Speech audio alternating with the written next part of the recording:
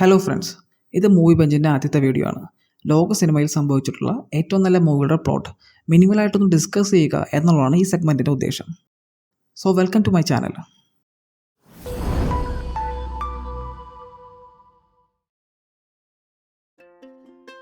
Before sunrise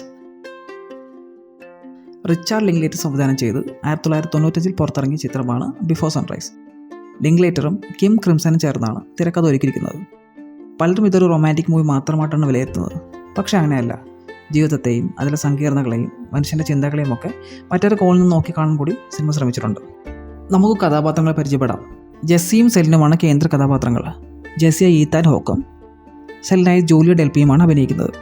അമേരിക്കനായ ജെസ്സിയും French വിദ്യാർത്ഥിനിയായ സെലിനും ബുഡാപെസ്റ്റിൽ നിന്ന് വിയന്നയിലേക്ക് പോകുന്ന ഒരു ട്രെയിനിൽ വെച്ച് വളരെ ആകസ്മികമായി കണ്ടുമുട്ടുന്നിടത്തുനിന്നാണ് കഥ തുടങ്ങുന്നത്. ആ കണ്ടുമുട്ടൽ അവരുടെ ജീവിതത്തിൽ ഏറ്റവും മനോഹരമായ ഒരു ഏടാവുന്നത് നമുക്ക് ഈ സിനിമയിലൂടെ കാണാം. സെലിൻ പുസ്തകം വായിച്ചിരിക്കുകയാണ്.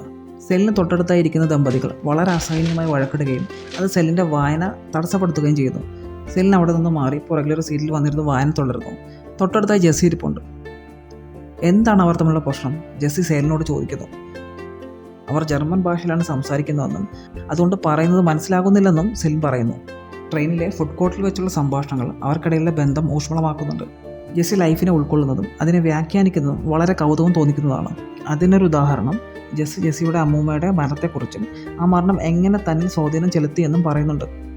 സെലിൻ ആ കാഴ്ചപ്പാടിൽ കൗതുകം തോന്നുകയും ജെസ്സി അപ്രിഷ്യേറ്റ് ചെയ്യുകയും ചെയ്യുന്നുണ്ട്.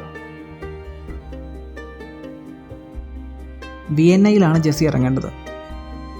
പക്ഷേ അവിടെ വെച്ച് ജെസ്സി എടുക്കുന്ന ഇനിഷ്യേറ്റീവിൽ നിന്നാണ് കഥ പുരോഗമിക്കുന്നത്.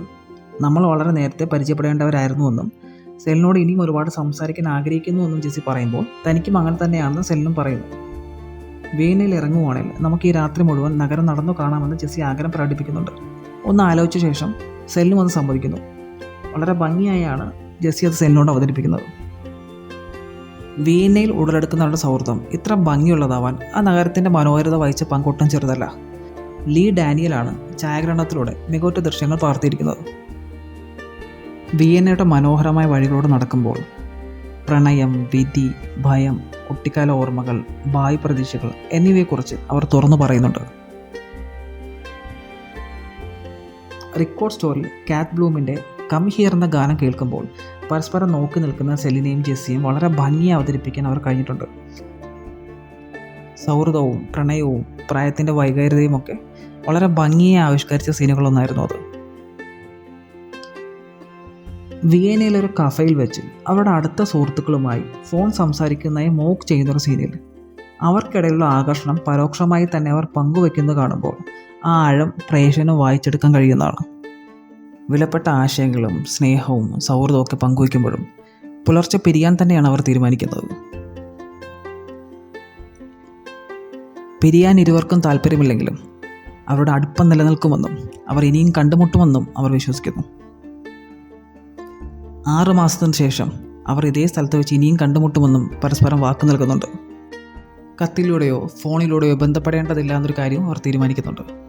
പുറപ്പെടാൻ നിൽക്കുന്ന സെലിൻ്റെ ട്രെയിനിൻ്റെ മുന്നിൽ നിന്ന് അവർ അവസാനമായി ആലിംഗനം ചെയ്തു. സെലിൻ്റെ ട്രെയിൻ നീങ്ങി തുടങ്ങി. ഒരു രാത്രിയുടെ ഒരിക്കലും മറക്കാനാത്ത അനുഭവങ്ങൾ പങ്കുവച്ചുകൊണ്ട് അവർ വിട പറയുകയാണ്. എന്താണ് ബിഫോർ സൺറൈസ് എന്ന സിനിമയുടെ പ്രാധാന്യം? ഈ സിനിമ നമ്മോട് പറയാൻ ശ്രമിക്കുന്നത് മനുഷ്യബന്ധത്തിൻ്റെ സൗന്ദര്യത്തെയും ക്ഷണികതയും കുറിച്ചാണ്. പരസ്പരം തുറന്ന മനസ്സോടുകൂടി പെരുമാറുമ്പോൾ ചുരുങ്ങിയ സമയത്തിനുള്ളിൽ 2 അപരിചിതർക്ക് എങ്ങനെ ആഴമേറിയതും അർത്ഥവത്തുമായൊരു ബന്ധം സൃഷ്ടിക്കാൻ കഴിയുമെന്ന് നമുക്ക് കാണാം. ചില അനുഭവങ്ങൾ ക്ഷണികമാണെങ്കിലും അവയുടെ വ്യാപ്തി മനസ്സിലാക്കാനും അതിനെ അഭിനന്ദിക്കാനും ഈ സിനിമ നമ്മളെ പഠിപ്പിക്കുന്നു.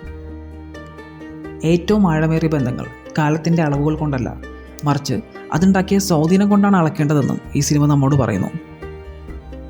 ബിഫോർ ട്രിലജിയിലെ ആദ്യത്തെ മൂവിയാണ് ബിഫോർ സൺറൈസ്. ജെസ്സിയും സെലിനും വീണ്ടും കണ്ടുമുട്ടുന്നതും അതിനുശേഷം അവരുടെ ബന്ധം എങ്ങനെ പുരോഗമിക്കുന്നു എന്നുള്ളതുമൊക്കെ മൂവിയുടെ അടുത്ത പാർട്ടുകളായ ബിഫോർ സൺസെറ്റ്, ബിഫോർ മിഡ്നൈറ്റ് എന്നീ ചിത്രങ്ങളിലൂടെ കാണാം. ആദ്യമായി ഈ സിനിമ കാണാൻ പോകുന്നവർക്ക് മികച്ചൊരു അനുഭവം കിട്ടണം എന്ന നിർബന്ധമുള്ളത് കൊണ്ടാണ് ഇതൊരു മിനിമൽ ഡിസ്കഷനായി തന്നെ അവതരിപ്പിച്ചത്. ഇത് മൂവി ബെഞ്ചിൻ്റെ ആദ്യത്തെ വീഡിയോ ആയിരുന്നു. സോ നിങ്ങളുടെ വിലയേറിയ റെസ്പോൺസ് വളരെ ഇമ്പോർട്ടൻ്റ് ആണ്. ഈ സിനിമ മുന്നേ കണ്ടിട്ടുള്ളവർക്കും ഇനി കാണാൻ പോകുന്നവർക്കും ഈ വീഡിയോയിൽ നിന്ന് കിട്ടിയ അനുഭവം കമൻറ്റ് ബോക്സിൽ പങ്കുവയ്ക്കാം. മനോഹരമായ മറ്റ് സിനിമകളുടെ ഡിസ്കഷനായി ചാനൽ സബ്സ്ക്രൈബ് ചെയ്യുമല്ലോ.